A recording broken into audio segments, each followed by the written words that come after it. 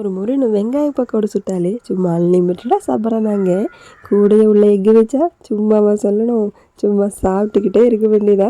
Taste சும்மா டக்கராக இருக்கும். அதுக்கு முதல்ல 3 முட்டையை இந்த மாதிரி வேக வச்சதுக்கப்புறமா நான் பாதி அளவுக்கு கட் பண்ணிக்கிறேன். உங்களுக்கு வேணால் மறுபடியும் கட் பண்ணி எடுத்துக்கலாம். ஒரு கப்பில் 3 பெரிய வெங்காயத்தை ரொம்ப மெல்லிசாக கட் பண்ணி போட்டதுக்கப்புறமா கூடவே மல்லித்தலை, கருவேப்பிலை, ஒரு சின்ன சைஸ் அளவுக்கு இஞ்சி, 1 கப்பு கடலை மாவு, 1/4 கப் அளவுக்கு அரிசி மாவு, மிளகாத்தூள், மஞ்சத்தூள், சீரகத்தூள் 1/4 டீஸ்பூன் அளவுக்கு, காய்ப்பொடி அதுவும் நம்ம தேவைக்கேற்ற மாதிரி ஒரு பிஞ்சு போட்டு தண்ணி ஊற்றி நல்லா மிக்ஸ் பண்ணி எடுத்துக்கலாம்.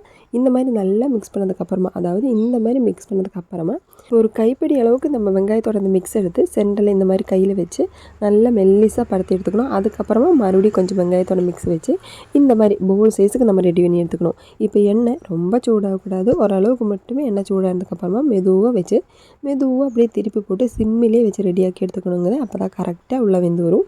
இந்த மாதிரி கலர் சேஞ்ச் ஆனதுக்கப்புறமா எண்ணெய் எடுத்திங்கன்னா கூடவே 1 கப்பு காஃபி. ரொம்ப அருமையான ஸ்நாக்ஸுங்க.